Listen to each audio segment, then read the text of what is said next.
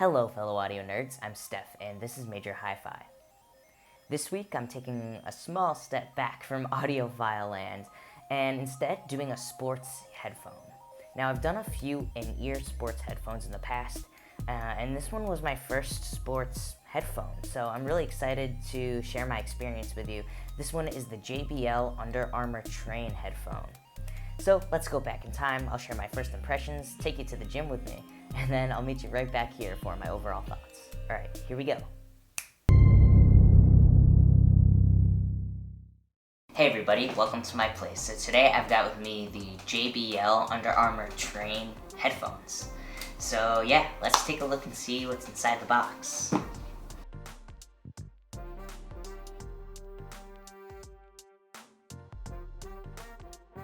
Alright, so it's a pretty simple package here. We've got a micro USB charging cable, audio aux cable, so you can listen to these wired. Some documentation.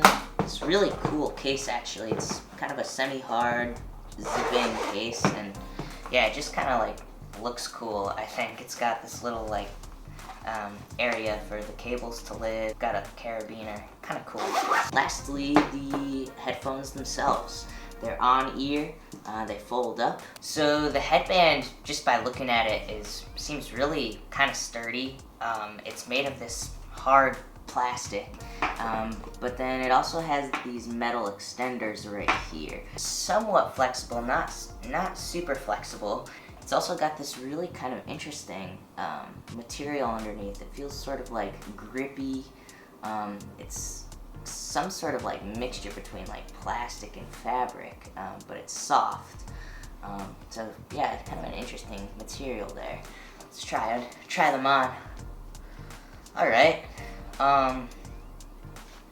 Definitely not the most comfortable headphones I've ever worn before. The clamping force is kind of strong, but I wonder how that will be when I'm actually in the gym. It might come in handy, I'm sure it will.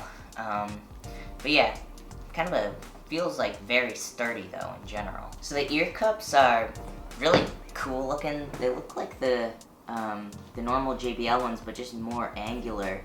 I also really like how these buttons are big and they're kind of bulky, but they're really easy to like find on the ear cup, and they're specifically designed with that in mind. And in general, these remind me a lot of the JBL E45 BT, but these ear cups are definitely a little bit larger, and in general, there's just more like weight behind this one. It feels heavier, it feels more sturdy than the E45 BT. So when I put these on, another reason they were a little uncomfortable for me personally was just that they're on ear, so these ear pads are definitely, going to touch the ear. That said, for an on-ear pair of headphones, they do feel pretty good. The materials of these ear pads are really interesting. It's very breathable. Right here, it kind of reminds me of like the underside of the headband, which I think it like repels sweat, which is really nice because you don't want like sweat getting into fabric, which is kind of like nasty. But with these, it's really good. And then the outsides of these are really breathable. They feel nice, and these are actually, you can take these ear pads off. I'm not going to do it now, but you can take these off, and they're actually like, you could wash them, like hand washable, which is really nice if you're using these and you sweat a lot. And a couple other features just worth mentioning on these headphones. The battery life is awesome. It's 16 hours and 10 minutes of charging yields 1 hour of playback. So that's really, really great, especially for those doing longer workouts or even for traveling. Like, I would prefer having something with a long battery life and something that charges really quickly. So I'm super into that. And then one other cool feature is this talk through button, which is this little button. It's the little Under Armour symbol here. This is a button, and what it does is it will actually like dim your music for you. So if you're in the gym and somebody comes up to you, is trying to talk to you, you can just press that button without taking these off and have a conversation and then go back to normal. Alright, so I'm gonna head to the gym, and yeah, I'll let you know how it goes, and then yeah, I will meet you back at the Major Hi-Fi office for the overall sort of sound profile of these. Alright, here we go.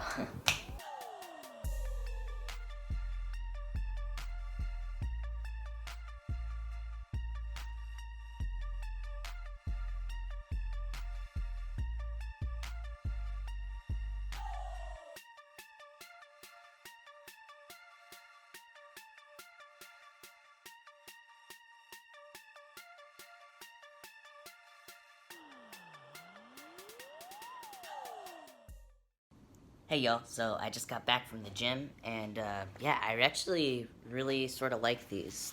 The tightness of the, uh, of sort of the headband around, like, on my head, the clamping force.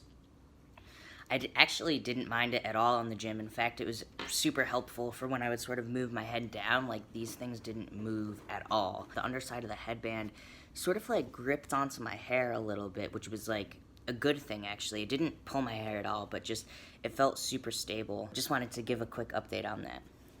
That said, the ear pads weren't super comfortable. Hi, Bobo.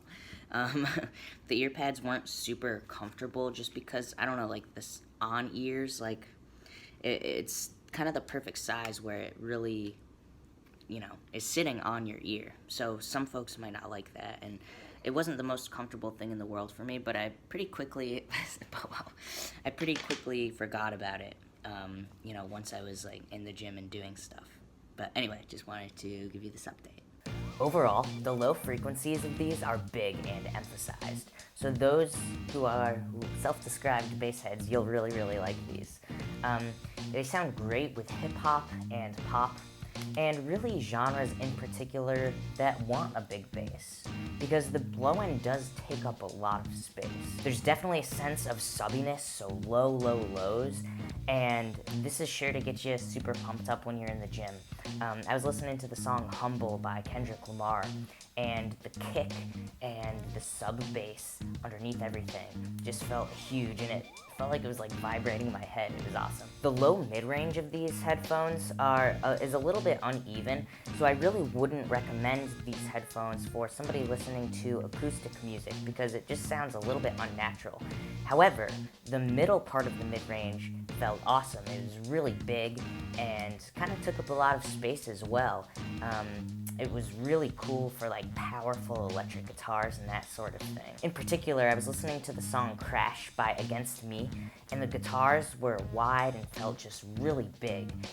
There wasn't that great of separation between sort of the mid-range of that guitar and the vocal, so Lord Jane Grace's voice sort of blended in a little bit with the guitars, but overall it was just really powerful and kind of contributed to adding a lot of energy to that song. The high frequencies on these are emphasized as well, and really sort of focus on the frequency spectrum right where like vocal crispness is. So voices kind of have an extra bit of airiness. It does contribute to a little bit of a sense of unnaturalness, so again, not great for acoustic instruments like acoustic guitar or something like that. For example, when I was listening to the song Greenlight by Lorde, her voice was definitely brighter and airier and breathier than normal, and that was actually really fun for that song. There were also some hand claps that happened in the chorus, and those sounded a little bit thinner and brighter again than normal. So if you are the type of person that wants to listen to, for example, jazz or classical or singer-songwriter stuff, these really won't be the ones for you, but if you are listening to rock, hip-hop, pop music, and probably EDM as well, then I think you'll like these. There isn't a whole lot to say about the soundstage of these, although the one dimension that does particularly well is height. So because of, I said there's this emphasized high and this emphasized low, you really get a big, nice, tall sort of picture of the sound. For example, bright vocals sort of sit way up here, cymbals, that kind of thing. And then, likewise, the subbiness of kick drums and basses really anchor you way down low. For example, when I was listening to the song Cleva by Erykah Badu, the hi-hat felt crispy way up high, up here, and then the huge boominess of that kick drum really felt super low, and really kind of just extended and shot downward. So it was really pretty cool, actually, and in that song, it really kind of emphasized things in a way that made the song more powerful. Overall, the JBL Under Armour Train headphones, these are going to be for somebody who really wants a headphone that is secure and will stay on your head. So really, people that are working out, these will be really good for you if you don't like in-ears. Also, it's for somebody that's listening to hip-hop, pop, rock, all sort of the genres I've mentioned so far, because those are the genres that work best for it. Other genres don't do as well, and these headphones with the genres I did mention really sort of contribute to sort of the bigness and the bombasticness and just the energy overall.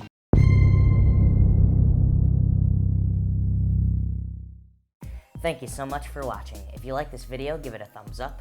For more videos like this, be sure to subscribe, and then if you'd like to read another perspective on this headphone, be sure to check out the Major Hi-Fi blog. I'll leave a link in the description below to my colleague's review of these same headphones.